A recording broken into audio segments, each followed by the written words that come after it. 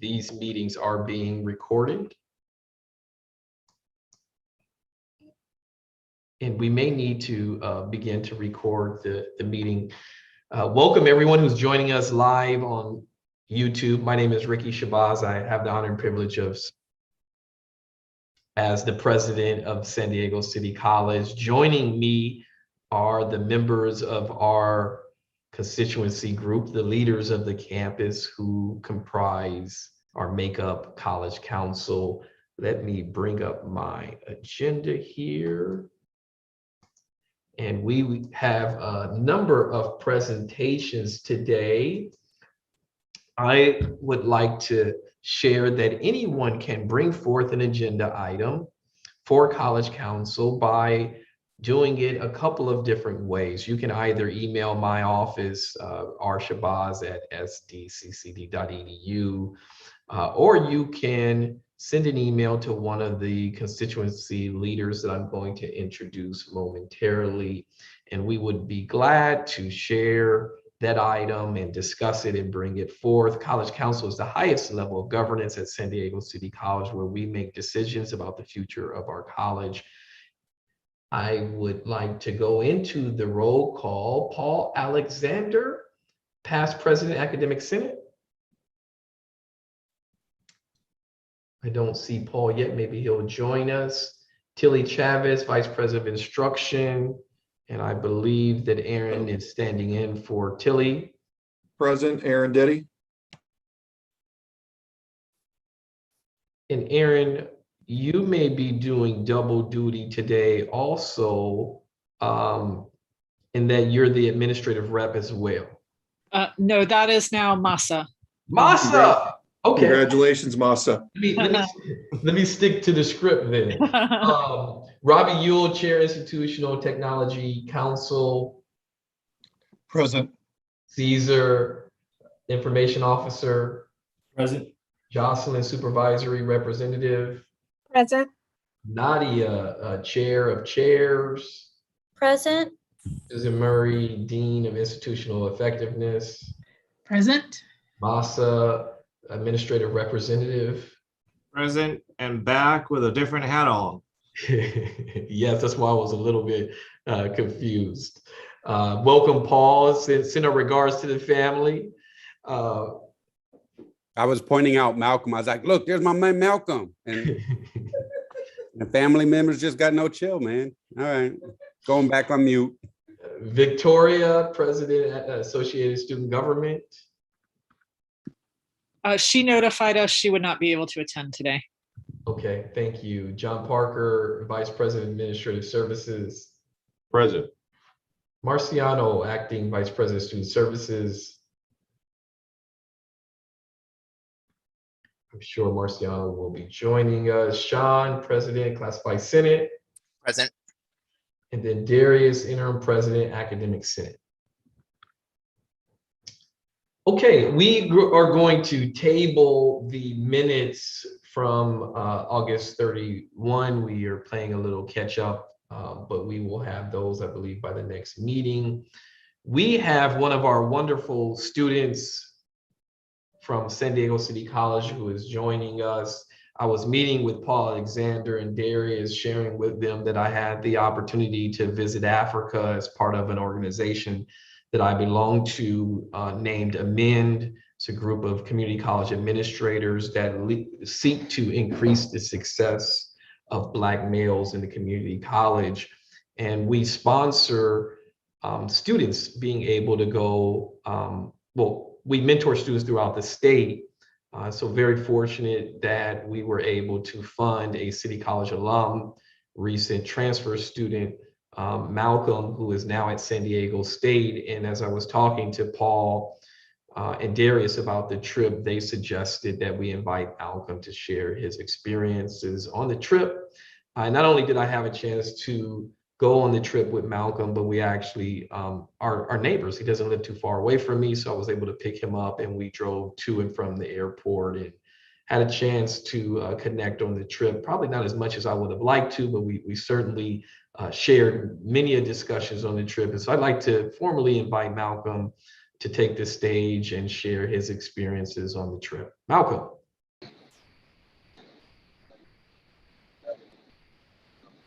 We can barely hear you. Is that better? Okay. Do I have screen sharing capabilities? You should.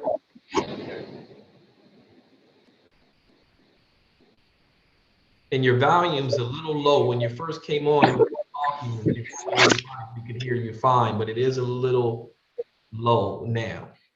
Okay, testing 1 2, testing 1 2. How's this? I can speak. Much Okay. good. Okay, I'll go ahead and speed up. All right. So let's go ahead and do this.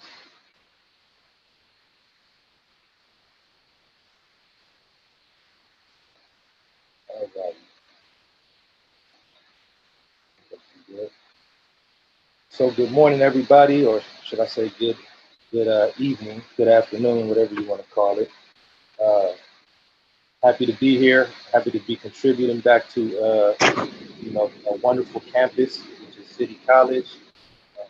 Glad to have graduated from City College and to be a part of such a diverse and multifaceted campus. So I'm just going to go ahead and get into the presentation without further ado. I don't want to take too much time. Time is valuable. So as you see, I have on the screen, this is a map of the world, and these are some of the places that I just went to just a few months ago. And of course, I started right here in America. And before I get into the trip, it's important for me to it's important for me to explain how did I get to this point, right? How did I find myself halfway around the world on a all expenses paid trip with you guys' wonderful president? How did I manage to be given that opportunity? So first, I'm gonna talk about my life in America, my roots, and what led me to this point. So the first thing, I can't speak about my life in America without speaking about what I like to call the Black experience. This is you hear people saying this, and you hear people speaking about the Black experience, but it's a very real thing. And I think that maybe in the past people have underestimated that as Black people exaggerating or complaining about some of the circumstances that they have to face.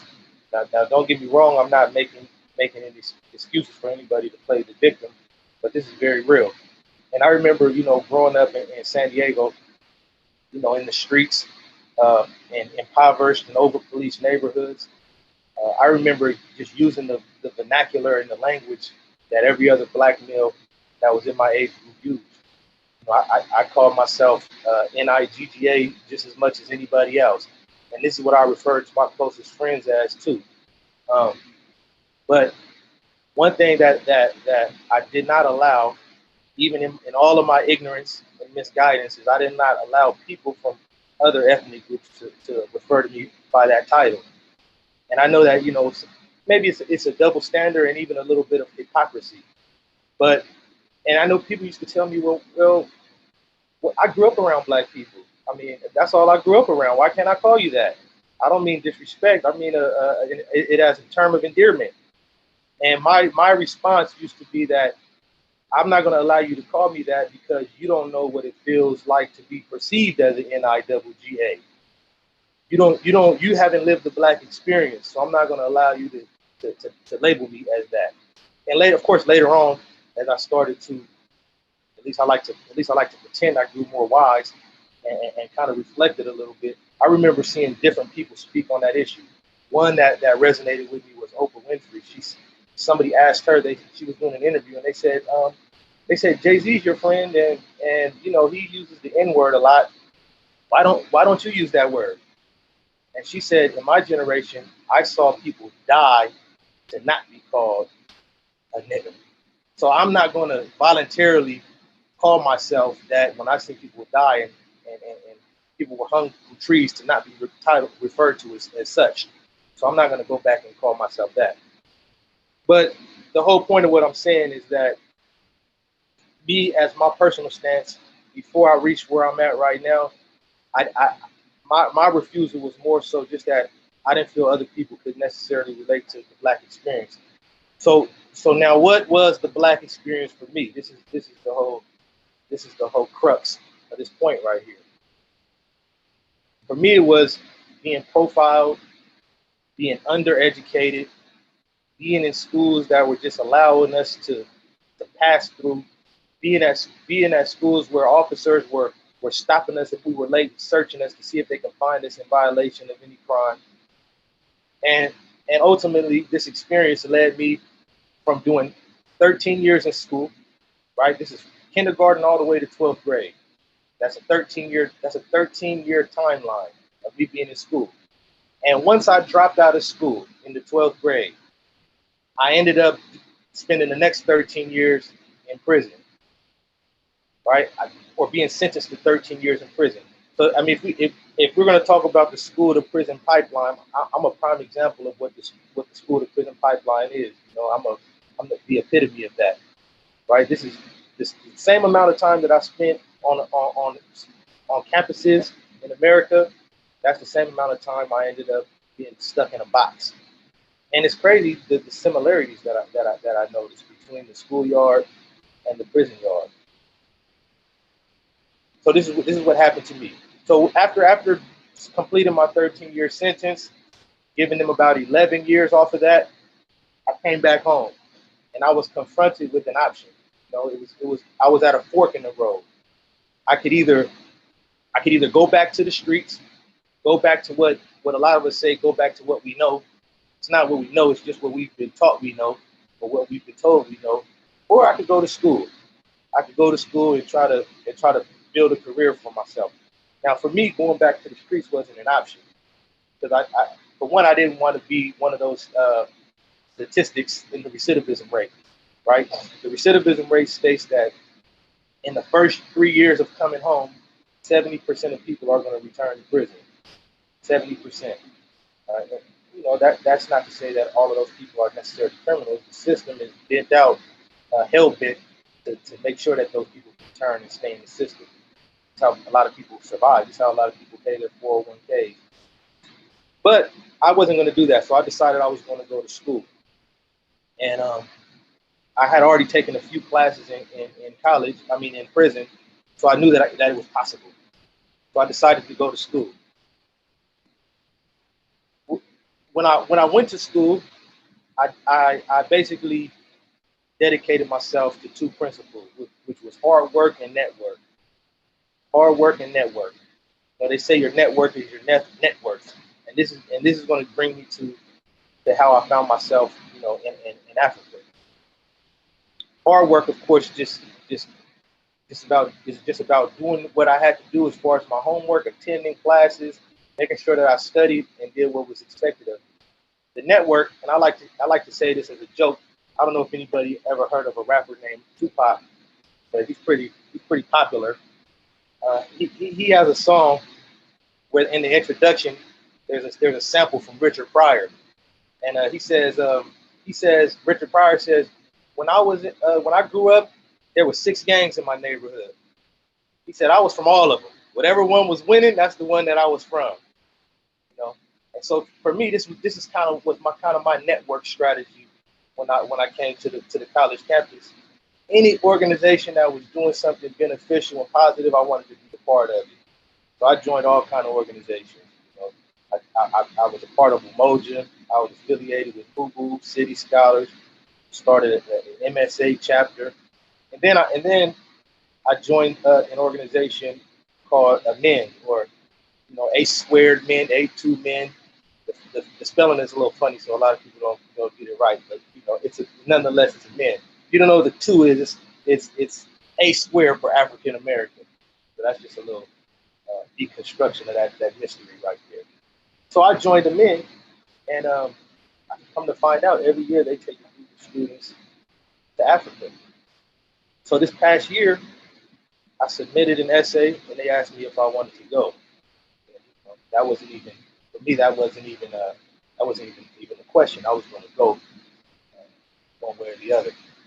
It's a once in a lifetime experience. So I definitely agreed that I was going to go. So as Dr. Shabazz mentioned, we're neighbors. We live in what I like to call the Lamb Lamb, or the Lamb Land, also known as La Mesa, which I think has been getting a lot of attention in the past year. But I live in La Mesa, so that was my ride to LAX.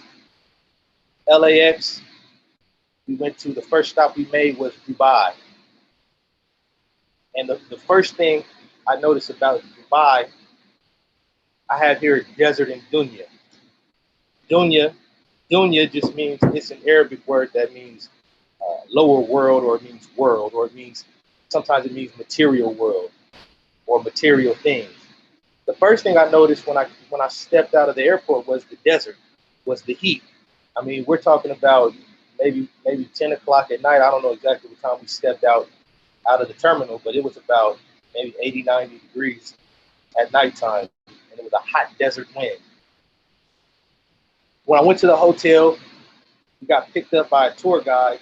The next thing I noticed was the dunya, was the overwhelming opulence, was the wealth. You know, we drove through Dubai and we saw Bugattis and Lamborghinis sitting on showroom floors like Hot Wheels, like life-size Hot Wheels. We saw architecture that I'm sure took millions, if not, well, billions of dollars to construct. We saw all of these things, and I even asked my driver, where are the poor people in Dubai? Because I'm one of those people, one of those weird type of people that likes to go to the slums in any city that I go to. To me, I feel like you don't really get a taste of the culture unless you go to where the poor people are at. I mean, just imagine coming to San Diego and the only place you saw was Coronado Island. Would that really, just across the bridge, you got Chicano Park, you know, but all you saw was Coronado Island. You wouldn't get a taste of what San Diego really was. So I asked him, where are the poor people? He told me, there's no poor people, right? You got to go outside the city to see that. So I was really struck by the wealth that I saw in Dubai, and also the speed at which they accumulated that wealth. Right, my tour guide told me that he came there in 2000, and none of that was there in 2000. None of it existed. So it's pretty recent. It's pretty recent how fast they built all of this construction. And the next thing I noticed about Dubai was the diversity. I mean, I was expecting to be in an Arab land, and I think I saw more Southeast Asians than I did Arabs. I saw a lot of Indians. I saw a lot of Filipinos. I saw a lot of people that were not Arab. So that was pretty fascinating to me as well. And I was blown away by how they were able to do such things in such a, I mean, what probably would be considered a wasteland. But aside from all the materialism and all that I experienced just by seeing the architecture and the the Prada stores, the Gucci stores, the Lamborghinis and the Bugattis, there was also a very much of a spiritual element in Dubai for me. You know, myself, I'm an Orthodox Muslim, and there's a prophetic saying from 1400 years ago that says that one of the signs of the end times will be that the barefoot, naked Bedouin will compete to build tall buildings. Now, if you go into the history of Dubai, you know, these people just 300, 200 years ago were nomadic people roaming around the desert barefoot, maybe with sandals on, tending to their herds, going from watering hole to watering hole. And then they found oil. And these nomadic Bedouin people, a Bedouin is just a word for a nomad, they managed to build Burj Khalifa, which I saw, you know, with my own eyes, the world's tallest building, and all kind of extravagant architecture that towers in the sky. So just to see this in person, you know, and to know that a person said that these things would happen 1,400 years ago, it was really amazing for me. You know, it was really, that's what turned this particular destination into much of a spiritual journey for me just as much as it was an educational and material journey. So we only stayed in Dubai overnight. There one night, and our next stop was Egypt, which was, that was the flight to Dubai was the long one. From Dubai to Egypt, that was a pretty short flight. So when I came to Egypt, I think the first thing that I noticed were the people. I looked at the people, and I could tell that the people were people that had been mixed up over the years. I mean, what you would in America, you would see one of them, and you probably would call them racially ambiguous, right? You don't know how to classify. Black or white or Latino, or nobody knows. But I saw the people, and then when we got off the airport, I noticed that I could tell that a lot of wealth was invested into the military. And I'll get into this a little bit more, but I could tell that more money was invested into the military than the infrastructure. And this kind of coincided with my understanding about, 90% of the foreign aid that Egypt receives from countries like America goes to military, to weapons, to defending the homeland. So this was very much apparent. But if you see right here, I have Misr or Kemet, and everybody loves Egypt. The reason I say this is because I think every human being, they have some type of attachment or fascination with Egypt. Now, Egypt, people that speak the native language, or maybe not the native language, but the official language, which is Arabic, they don't call Egypt Egypt, they call it Misr. And a lot of black people in America, African Americans, they have adopted the name Kemet. It's also an ancient name of Egypt. And all of them claim some type of roots to Egypt. Of course, with the Egyptian people, the Arabic speaking people there, a lot of them, they claim roots as far back as they can remember to Egypt. None of them are going to say I'm part Greek or I'm part French. They're going to say I'm Egyptian. For African Americans, of course, we're dealing with a whole nation of people who have been systematically robbed of their culture and heritage. Transatlantic slave trade. So for a lot of us, our connection just comes from the fact that this was an African nation that was able to construct architecture that was unknown to the world. And for us, knowing that we're African people, and knowing that these were African people that were able to do that, we have a connection with the land, with a lot of African Americans called kin. Of course, there's a lot of other people. The Freemasons, they trace their knowledge back to the secret initiation schools. And the rest of humanity also, they have an attachment to Egypt. Just for the fact that these were not only Africans or Egyptians or initiates, these were human beings 10,000, 20,000 years ago that were able to do things without the use of bobcats, without the use of tractors and cranes, at least that we know of. But what I noticed is that in Egypt, blackness or Africanness is accidental. Africanness is of a tertiary importance. It's of secondary importance. What people are more concerned with in Egypt is faith and nationality. Right? We're from America, so because we were American, we had security and the police escorting us around the whole time. Not because we were black or because we were African, because we were American, because of our nationality. And even the people that are of darker complexion, what matters to them more is their faith and their Egyptianism of their African.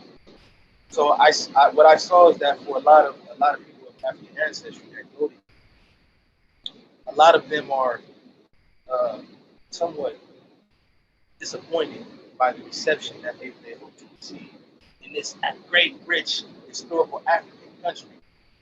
Look around and say, hey, we're like, how come they're not embracing me because I'm African?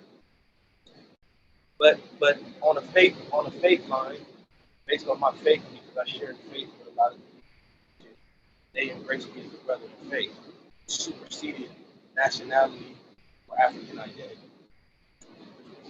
It's interesting to see, and it also reminded me of kind of the diaries of El Hajj Shabazz in the Muslim world, Saudi Arabia, Egypt, you notice that, there's a layer of faith that supersedes race and ethnicity. Not to say that racism doesn't exist in those lands either. I mean, that was see. The next thing that I noticed is I went to Egypt, Cairo, and we went to Luxor, and we went to all these places, and it was amazing to see the history. I mean, we have in Egypt, we have cities built on top of cities. Cairo has 22 million people in one city. It's like 10 Los Angeles. And you see architecture from the French colonial era. You see architecture from the Islamic era. You see the pyramids standing in the background. You see all of these different. Then you see the Hilton hotels and the Marriotts and stuff like that. All these generations of history stacked on top of each other. It was amazing to see that. And we went to the tomb, the burial monument of Queen Hatshepsut. We saw the pyramid. We went into the tomb of the pharaohs. And one thing I couldn't stop thinking to myself, how in the world do this? You see this picture of me in the burial tomb. They carved this into straight rock. This is not dirt. This is actually stone that they carved into laser precision. It's amazing, and it also made me think about what human beings are capable of. It took time, it took dedication to what we actually built and constructed. But now we like to do stuff as fast as possible and as cheap as possible. They were exactly the opposite. They took as much time as they needed to and spent as much as they needed to. And one thing that somebody pointed out, I don't want to get too spiritual on this though, but our tour guide pointed out that all of the stuff that they did because they believed in the hereafter. These are rulers, we call them oppressors and tyrants. So I think it would behoove even those people that adhere to the Kemetic theology or claim, or the ones who claim to follow the path of the ancient Egyptians, think about where they place their importance. That's something that I think definitely needs to be observed. And the last thing that I want to say on the money being spent on military as opposed to infrastructure, I saw the devastation that can result from that. When a country prioritizes security and enforcement as opposed to infrastructure, housing, roads, basic things that any city needs, then I saw first place what that looks like. It's not pretty. Not to say that Egypt wasn't a beautiful place. It showed. And it was amazing to see the place. Such rich history to be so neglected. And I think this is also a lesson for America. That if we don't prioritize what matters, then follow this ancient land. So finally, we left Egypt, we went to Ghana. We flew from Egypt to Ghana, and I call it Mama Africa because while Egypt is, at least the history there is much more ancient, the recorded history is much more ancient. When you're in Ghana, you feel much more like you're in Africa. In Egypt, you don't necessarily feel like you're in Africa because just as much as you're in Africa, you're very much in the East as well. But Ghana felt like Africa. It was clearly sub-Saharan Africa, whereas it's in Arabic, that's Sudan, the land of Black people. And when I went there was a number of openings that I realized in Africa. The first thing is that as a person that has been in heavily occupied neighborhoods, as a person that has been to prison and has been trapped in a prison industrial complex, and as a person who has strikes on my record, so for some of which happened when I was a teenager. I have a strike on my record for stealing candy as a teenager. A strike.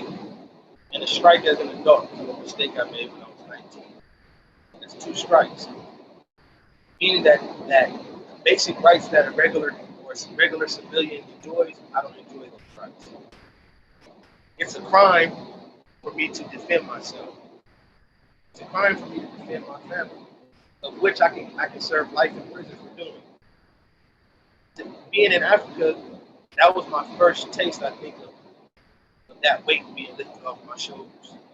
To know that I don't have to worry about being struck out. I don't have to worry about being pulled over for being black, because the police is blacker than me. So just the feeling of freedom, that was something that I have yet to notice in America. The next thing is the possibilities. My mind was overwhelmed with different possibilities that could be in this ancient land of our forefathers and ancestors. And one topic that came up a lot was Pan-Africanism and Repatriation. My mind started thinking a lot about some of the people that were freedom fighters from America in the 1800s, in the 1900s, 1920, 1930, 1940, and beyond. And even back then, they exercised this idea of stay here and build it up and fight for equality. We leave and go back to where we came from. And I think this conversation is just as relevant today as it was back then. And you've had a number of people do it. I've talked with expatriates, and I talked to people in Africa. Some of whom told me, "Why are you fighting for a piece of a city that you don't own and you never will own?" Have a consequence. And this question alone definitely made me think. I went to the guest house of Marcus Garvey and the burial place of W.B. Du Bois. W.B. Du Bois fought for years to integrate. He fought for years to be accepted as an equal. So he finally reached the tipping point and said, "What am I fighting for? What am I fighting for? Because as long as I'm in this country, it ain't gonna happen. At least in my lifetime, it ain't gonna happen." And, I think that some of us, I won't say a lot of us, are coming to this point, and I think that when some African Americans take this trip and go back to their ancestral land, they may come to that point as well to ask themselves, is the fight really worth it? Is it ever going to happen? That's just a question. That's not to be pessimistic and say it won't, but the possibility was definitely raised. The next thing I noticed in Africa was, for one, how much of a global attack it is on Africa. When I went to Dubai, I had some Ghanaian money. They call it CDs. And when we left Ghana, we went back to Dubai. I attempted to trade in some of my CDs for money that I could spend in Dubai. And all the currency exchanges I went to said, "We don't accept this currency. We will not exchange this currency," which means that they don't accept that currency. They don't accept it as currency. And one of the ways that currency gains strength is through acceptance. So here's a whole country saying that we don't accept African money. So this showed me that it's not just one place trying to suppress Africa from rising and being truly great. It's different countries throughout the world that don't want to see this happen. And it also made me think about all these people that are politically engaged in America, all these African Americans that have close ties with politicians. Why aren't they advocating for the cause of Africa? They do their lobby visits. Why are they so concerned with the foreign policy in China and other countries? And nobody's asking, what is your foreign policy on Congo? What is your foreign policy on Nigeria? Africa has the majority of the resources in the world. And it's also where our great-great-grandparents came from. We should be a little bit more concerned with the success of Africa. Essentially, that's our success. If we build those ties and bonds like people like Marcus Garvey were advocating for all of. And also the resilience of the African people is amazing. I put this picture up here. I can show you all the beauty, all the banana trees and coconut trees and lush forests and things like this. But I put this picture of this building because we saw this all around Ghana. Building taking place. So, and for a country that's only about 60 years old, and to be under a global attack, to see so much building being done is pretty amazing. it's a testament to the resilience of the African people, and also a testament to the ancestors of Africans who were enslaved in this country. Because those are our people. Those are our people, that have that relation. And essentially, every human being, we take science at their word, all of us are related to the African people. So us as human beings are resilient. And finally, and this is going to lead me to it's going to give me a segue to the finality of this, is that I saw the effects of colonization. I saw skin bleaching cream. The first religious icon I saw when I went to Ghana was a bus with a white Jesus. Our bus, our tour bus, had a white Jesus on the windshield. Now this is no attack on people who love white Jesus. I'm not attacking nobody who has that affinity. But it was just amazing to see such a black city for some salvation, white city, white city. It's just interesting, just the irony of that. But it's also the long-term effects of colonization. And also the repeated history. We went to the slave dungeon. And we saw, the first thing I noticed was how much the slave dungeon looked like some of the prisons I had been to. Looked like Folsom, it looked like San Quentin, looked like a number of prisons that I had went to. And then they told us how they would use Africans, northern men, entice them with the gangs and the guns and money to come and capture their own people, kill their own people. And they did it. And by killing or bringing in their own tribal enemy, they essentially got rid of the only person who would be their ally. They eliminated their only hope for defense when the Europeans came to their village next. And this is what we're doing today, right now. Knocking each other down with a hope of gain on a corporate level and in the streets. And by doing that, we're knocking down the only potential ally that we have. By knocking down people who look like us, think like us, shared history. So this, one of the things that this sparked was a track that I had made a while back, and it just brought it all to life. So somebody asked me to rap, because I do a little bit of spoken word and a little bit of hip hop. They asked me if I would spit something on the bus, and I said, well, no, I don't really feel like rapping right now, but I'll play something that's so fitting for the occasion that I made a while back. This experience just brings it all to life. Being at the slave dungeon, seeing our people, seeing the long-term effects of colonization, from going from the pyramids to the slave dungeons. It's all brought it all to full circle. So I'm gonna go ahead and, oh yeah, before I go into that, I just want to say too, I put this picture of this beach right here. This may have been one of the most spiritual parts of this trip. Like going to the other side of the Atlantic Ocean and looking at the water and just thinking about all those people. The last thing that they saw was those shores, and all of those people that thought in their mind, I wonder if I'll ever see these shores again, as they were crammed on that boat. I wonder if I'll ever make it back home again. To be there and to see it, as a descendant of those people, it was overwhelming, just the feeling. It's like I didn't shed a tear, but I could feel my soul crying though. So that was a heavy experience as well.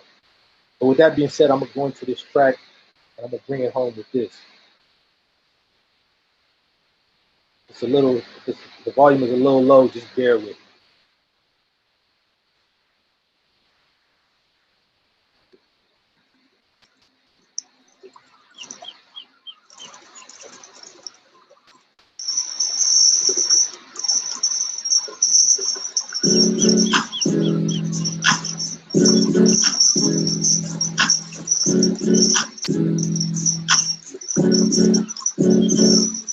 From pyramid builders to slave ship builders, now we're professional black blood spillers, black men. Oh, what happened? Top story on the news, some white kid just shot up the school. And the media refuses to let go, but you don't hear a word when that happens in the ghetto. A couple dead minorities telling our story is not a priority. Well, I guess that it really isn't news. Killing each other's what they expect us to do. Black guys taking black lives. Rep our regions, pledge allegiance to these black tribes. Mama's grieving and the reason is we clap nines. Following demons that we leading, are we that blind?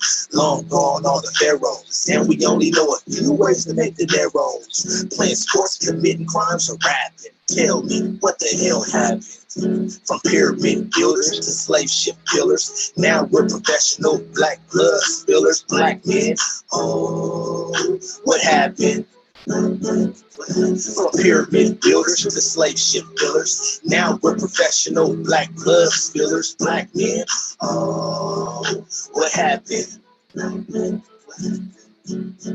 First they labeled them as black gold, then they stuffed them on the pack bowls. Set sail on a long ride, for everyone that made it across, one died. And that's tragic without a doubt, but it wouldn't have happened without a black man's mouth. That's what they say, and we still sell each other show. A couple pounds of kush will get a brother smoke. The question simply is, why are we so damn envious? Probably because so many kids unemployed and they're penniless. And the percentages of us going to prison is higher than whites and Indians coming in. It's just imminent. They got it twisted. I'm guilty to proving innocent. And heavier sentences all because of my lineage. While we're diminishing, morally dead in ignorance, we can blame it on them, but we may be our biggest hindrance. From pyramid builders to slave ship killers, now we're professional black blood spillers, black men. Oh, what happened? From pyramid builders to slave ship killers, now we're professional black blood spillers, black men. Oh, what happened? I've been searching, looking for somebody like me that cares enough about us to do something. And I'll be on this mission till the day that I die, screaming, black people unite. From pyramid builders to slave ship killers, now we're professional black blood spillers, black men. Oh, what happened?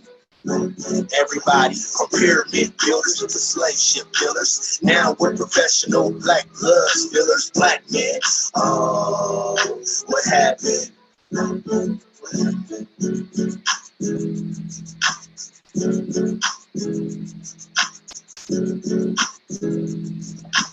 Appreciate you guys' time and attention.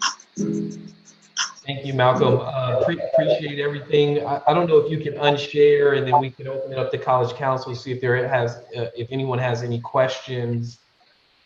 Again, Malcolm showed a slide that showed the programs on the campus that he benefited from. I think I saw Moja, City Scholars, and a host of other programs. Malcolm, the volume, I'm not sure if it was on my end, but I think we got most of the gist of what you said. You have a number of other things to go over for College Council, but I'd ask you all to join me in giving Malcolm a round of applause for his presentation. Any questions for Malcolm before we move on? And we'll adjust the agenda if we don't get to the other items. We will we'll put them on the next College Council. Any questions for Malcolm?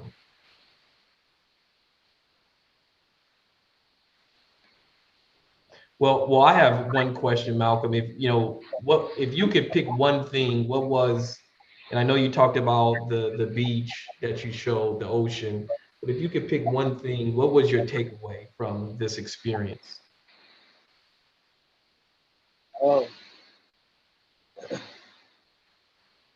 I would say that the world is vast and the opportunities are limitless. Yeah. Well, thank you, Malcolm. We appreciate it. I know my takeaway, and hopefully, Malcolm, you don't mind me sharing, but as someone who was impacted by the injustice system, just hearing Malcolm's experience getting his passport, not knowing if he could get a passport, and going from not knowing to being able to travel to 3 different countries. It's something that many of our students will never get to experience. And so the fact that he got his passport, he knows he can travel across borders. He mentioned that he had never felt so free in a sense of what freedom really means, being able to come and go as one please. So Malcolm, hope you don't mind me sharing that. Jocelyn, we'll have time for one question. If you have one, then we got to get on with the rest of the agenda. No question, but a comment, if you can. Malcolm, I say to you, as a mother of Black sons, you have inspired us all, and I hope you continue to share your story, because you are inspiration to many Black men that don't get this opportunity.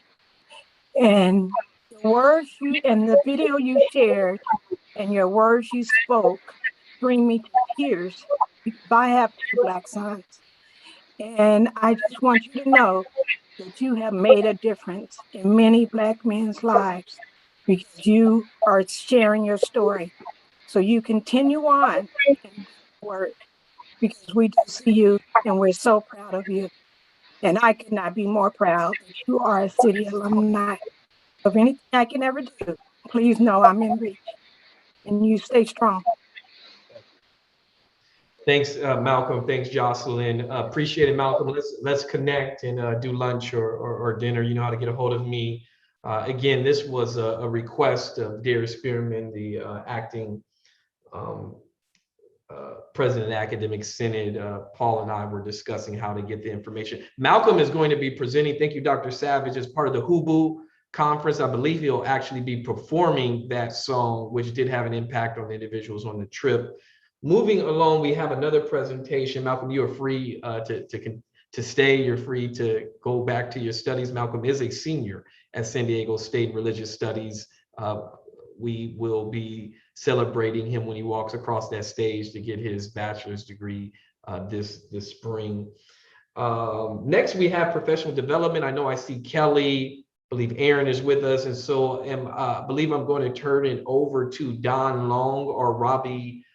If we could modify, Malcolm went over a tad bit, but it was an opportunity to hear from one of our amazing City College students. So I'll make up on the back end, but if we could consider that, because we are challenged for time now, unfortunately. No pressure. Don. Actually, Ricky, I'll start Robbie off. has the shot slides.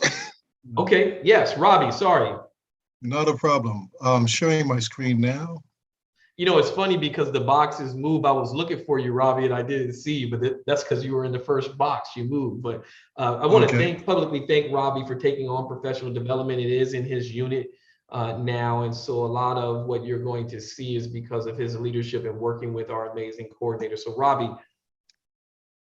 Thank you, Ricky. This is just a relatively fast overview of 2 initiatives that's underway right now with professional development. But before we get started, for this body, we wanted to introduce our new coordinators that have joined us for 1 year. And then we'll walk through the New Hires Institute and also our efforts toward a San Diego City College land acknowledgement. So for this year, our coordinators have grown from 1 to 4. We have acting coordinator Don Long. Joining us this year, new 1-year assignments, Kelly Metz Matthews, faculty learning coordinator. Kelly is here. Welcome, Kelly. Hello, everyone. Thanks for having me. Thank you, Kelly. Itza Villaboy, classified development coordinator. Hello, everyone. Thank you. Have a good day. And Erin Flanagan, SPA PD coordination effort. Thank you, everyone. I'm looking forward to working and advocating for SPA this year. So Don will actually walk us through just a quick opening of what professional development is about, and we'll move quickly to the New Hires Institute, in which Kelly and Itza will start off our schedule as we have it so far. Don, the floor is yours. Okay, the professional development section of City College is designed to really encourage and foster professional growth in all areas, from faculty to SPA to the classified personnel. And we intend to have an array of programs, workshops, and events for the faculty and classified employees and SPA employees. These workshops for the faculty, maybe flex workshops, but we go with faculty travel, and all of the things necessary or could be perceived as to encourage all employees to improve themselves and what they do. And we are welcoming new employees. First, we're having a new hire institute that's going to be rolled out within the next month. Thank you, Don. Kelly, this is our schedule for the fall. Wonderful. I'll be brief. As you can see on the screen, we have 4 sessions tentatively planned for our New Hire Institute this fall. The first and the second will be in October, several weeks apart, followed by November and December. You can see we've essentially chunked these. The first is a welcome, a kickoff, an integration into campus culture, then an overview of student support services. You can see a list of a variety of different student support services we'll be discussing. Next, faculty evaluations, evaluations broadly, professional development, and some additional campus resources. And then finally, in December, PeopleSoft and Campus Solutions. And Spring 2022 continues with a similar model for main sections, February, March, April, and May. The top part of the semester concentrates on student services. Then we move on to our campus culture, affiliations, and completion, reflection, and celebration. And this is a way to tie the year together at the very end. Thank you very much. Thank you. And also in the interest of time, we'll go into more detail on this later and submit some things to you after the event. I'll switch gears over to the college's interest in pursuing a land acknowledgement. One should know that in partnership with the Kumeyaay community, San Diego City College will develop a series of activities designed to, more than anything else, increase campus awareness of the Kumeyaay Nation and also its relationship to the college. The goal is to advance the institution's collective cultural competency, allyship, and other opportunities to collaborate with the Kumeyaay, along with a formal acknowledgement that San Diego City College rests on Kumeyaay land. The process to pull this off, first and foremost, it is a sincere, meaningful intent here. And part of it is developing and adding to the relationship that we already have with the nation itself. And to also realize we're not doing this in a vacuum. In fact, many of our neighbors have already created recently incredible efforts toward land acknowledgement, but also greater familiarity with and cultural competency as well. So we are actually going to draw upon some expertise that already has happened within the last year. San Diego State University went through an entire long process and meaningful process in which they created a land acknowledgement for that institution.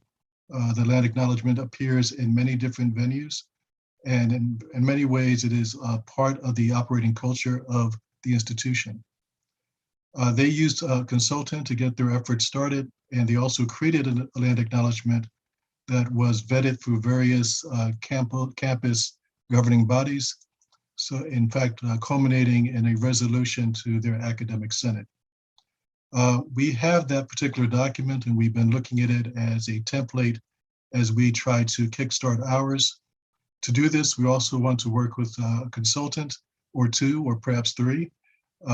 Right now, we are already in conversation with Dr. Teresa Ambo, who is at UCSD, and she actually will be our convocation speaker in January.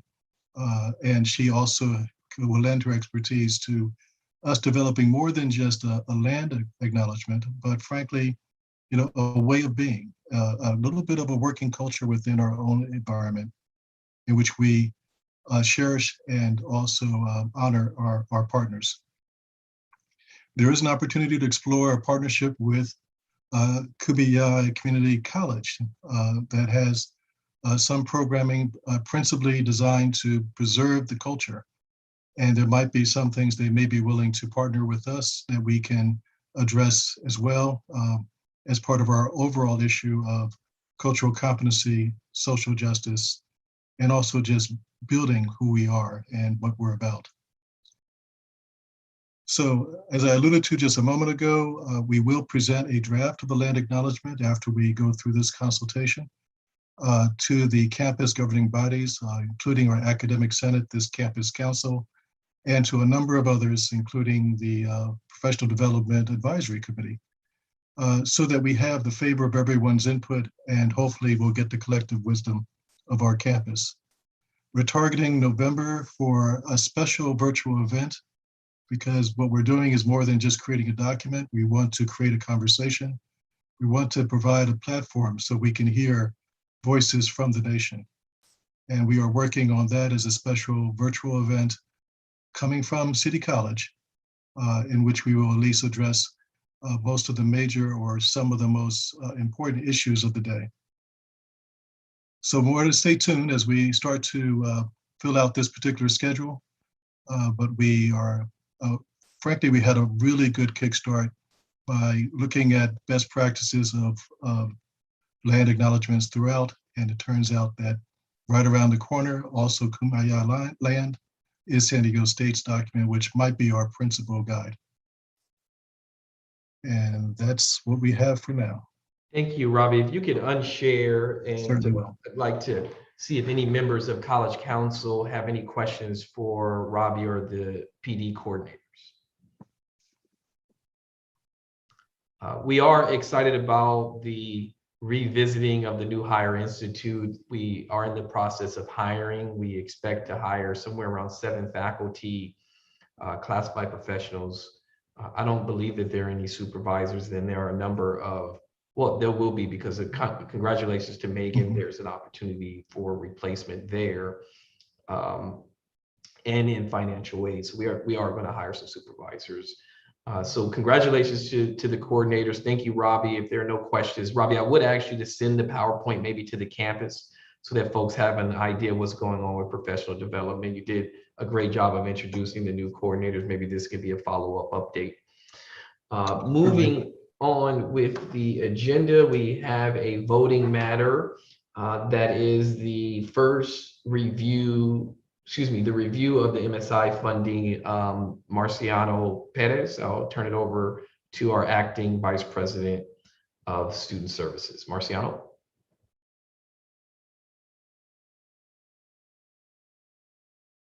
Sorry, I was trying to figure out how to unmute myself. You'd think I would know how to do this now.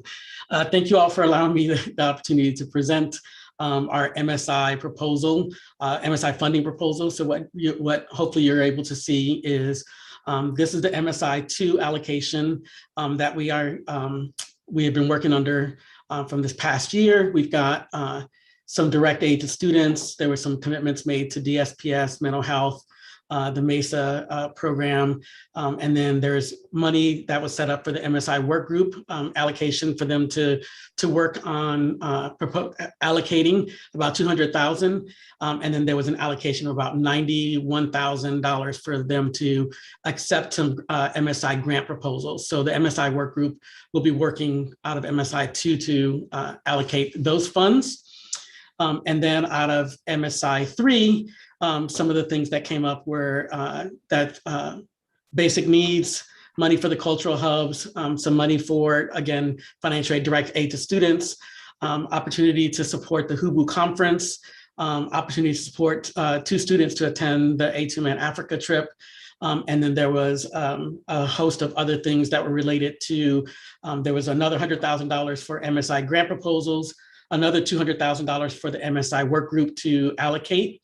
There was some book funding for promise students, some book funds for general student population, some computers for our assessment center, and for the peer mentor lab, and then a host of other accessories that came with that, like some Wi-Fi hotspots, some printers for students, and then support for some professional development for Haku, Apahi, NCORE, and then some mobile student services carts as we take our kind of show on the road as we're starting to meet with more students outside. So this is, we have about 700 thousand to allocate in MSI2 and another 1.2 million in MSI3. So about $2 million that will be allocating. And again, we got to spend it. So that is what I'm moving forward as a proposal for this group to vote on. Thank you. Any questions for Marciano before we take a motion for approval? Sorry, I don't, what's MSI? I'm so sorry. Yeah, no worries, Nadia. And we need to be mindful of using these acronyms that some of us use more often than others. Marciano? It's the Minority Serving Institution. So we got money for being NHSI. Which is a Hispanic Serving Institution, sorry. Yeah, and that's for people who are watching too. And we're not just a Hispanic serving institution, but we're also an Asian serving institution. So these two allocations are additional resources in the federal stimulus that came to us because of our federal designation as a Hispanic serving institution and an Asian serving institution. Now, those funds don't just exclusively have to be spent on Asian or I'm going to prefer the term Latinx or Chicana students.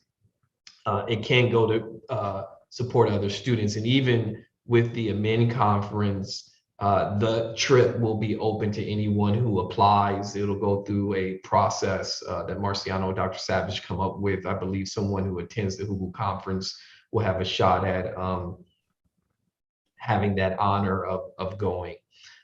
Any other questions for Marciano?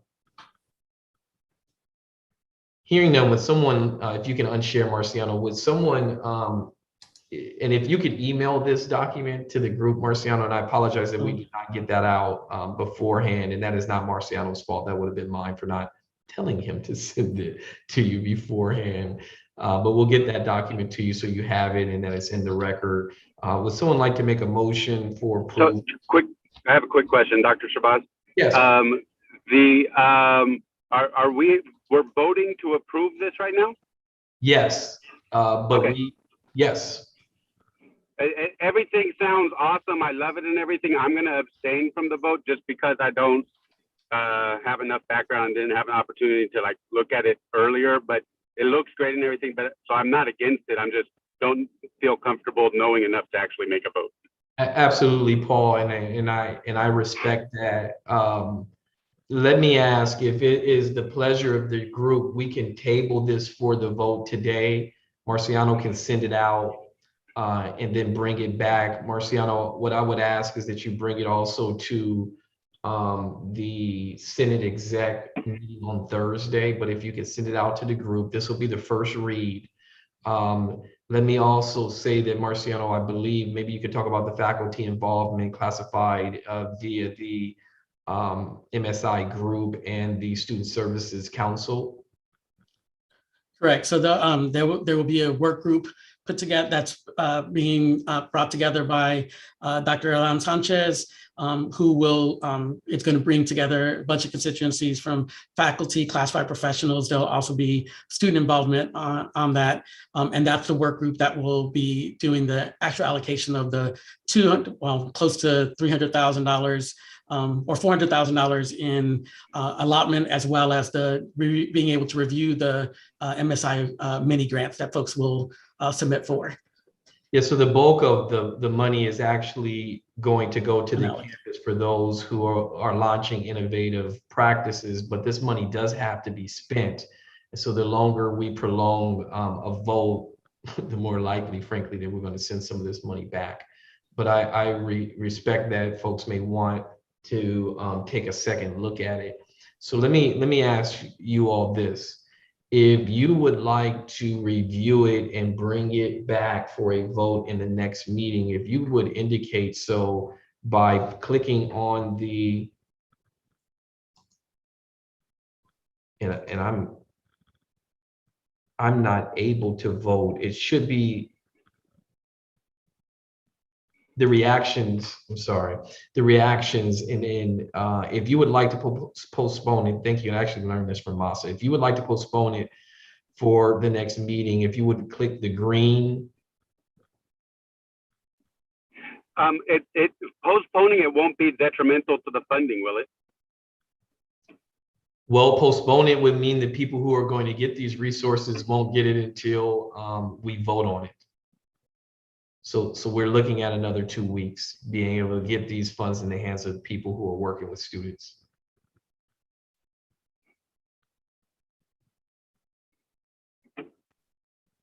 So it's looking like the majority of folks are, and I should also clarify that those who are voting to postpone it are actually members of College Council. So I'm seeing a yes. Okay, so Marciano, if you can bring plan to attend on Thursday with the Academic Senate, I believe I've already sent the email that he sent it out. We'll table this matter until the next meeting. Marciano, will the group meet between now and then, the MSI committee? I don't think so. I think they're scheduled next week. Or they have a copy of this though. They do have, yes. All right, thank you. May I suggest an electronic vote if they're not going to meet so that it is endorsed by that committee before it comes here?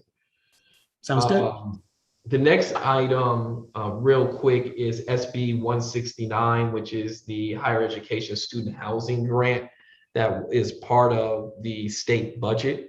Community colleges are going to have an opportunity to submit a request for up to $20 million. The pot is $20 million to plan to build housing. I believe many of you know that our students are couch surfing and facing homelessness. This is an opportunity to potentially build a housing complex, and I'm calling it student housing, not dorms. And we can get into the details of that another day. But where the former Child Development Center, that plot of land, there's an opportunity to build student housing there. And so I've asked Dr. Parker to serve as the lead on this. The trailer bill came out today. We don't have the particulars, but I wanted to put this on the radar. We will bring this back as well, but the college is going through a facilities master plan, which I've seen a preliminary draft. I sent it back because the architects got a little ahead of themselves in putting dorms all over the campus, and it's just not likely that we do that. If we are going to have student housing, it'll be best to have it where the child development was. And so we're looking for an updated version that will be shared with the campus and ultimately find its way here at College Council. But in the meantime, we do intend to submit a request for funding student housing on campus. And to the Academic Senate, this is on the agenda for our Thursday meeting. You have an opportunity to view it if you'll just Google SB 169. Any questions about higher education student housing grant program? There are billions of dollars that the state put into this over a 3-year period. Hearing none, Caesar's going to provide a quick update on the campus board meeting. I invite all of you to join us on October 7th. Caesar. Yes, thank you, Ricky. So October 7th is our campus board meeting. We will have a welcome by Ricky and representatives from our constituency groups. We'll also include presentations from student services, instruction, mental health, the VITA program, and Campus Ready. So please join us on October 7th. We'll be streaming live on YouTube. I'll send out a campus-wide link to the event on October 7th. Thank you. We're always looking for an opportunity to promote and brag about our amazing programs at City College. And this is one of the ways that I believe 4 or 5 programs are going to be able to present to the board. Very excited about that. Speaking of being excited, I'm going to turn over to Susan Murray, who's going to talk about the college planning retreat this Friday and some updates for campus planning. Susan. Thank you. Yes, if I can share screen for a second. This Friday, we have our planning summit for this semester. We do one of these events every semester. We are continuing the process of identifying the college strategic priorities that has been a little bit drawn out because of needing to do it remotely. So this information has gone out on the DL. It will go out again today or tomorrow, at least a couple of more times before Friday.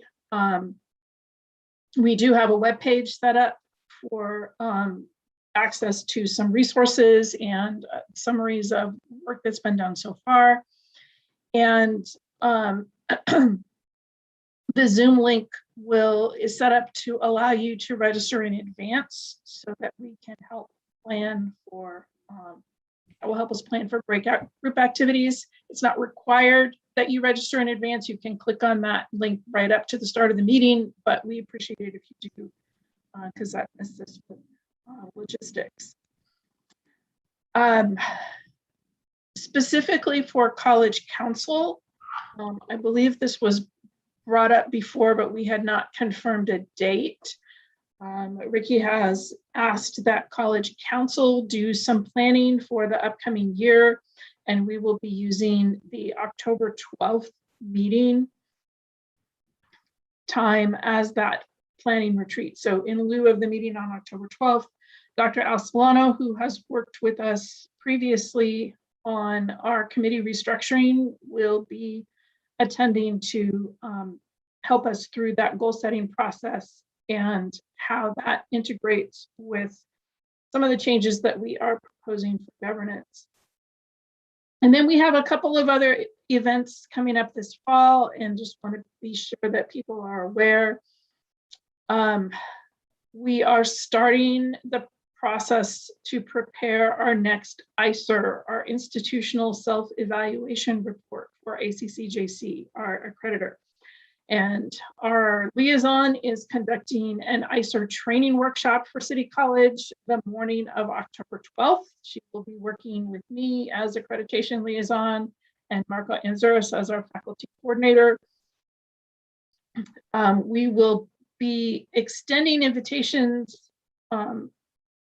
to people who have specific roles at the college related to the standards, but if this is something you are interested in, it is open and we will get that registration information out. And then lastly, we have 2 professional development opportunities coming up that are a follow-on to the presentation we heard from Dr. Cecilia Rios Aguilar during fall convocation. And that announcement will be coming out later this week. Those opportunities for the fall semester will be on Friday, October 8th and Friday, November 19th, 10:30 a.m. to noon. The research team from UCLA will be sharing more findings from the Student Voice Project that they conducted with us. And this will give us an opportunity to really discuss those results in cross-functional groups and do some dialogue and action planning. So I think those are all of the announcements. Great, thank you, Susan. Any questions for Susan about those planning agendas? You know, it's so hard to plan in a COVID environment. Certainly Zoom is good for seeing one another and having discussions, but it could be a challenge. So offer my appreciation to Susan for keeping us headed in the right direction, because 2023 is going to be here before any of us realize it. Speaking of updates, item number 10 are some of the other things going on. We are starting to populate our annual calendar with things like the Veterans Day program, the Chancellor's Forum, the holiday party, spring convocations, scholarships. So many wonderful things going on campus. We have the HUBU conference coming up in October. I will open it up to announcements or roundtable because we actually made up some time there. Are there any announcements for the good of the order?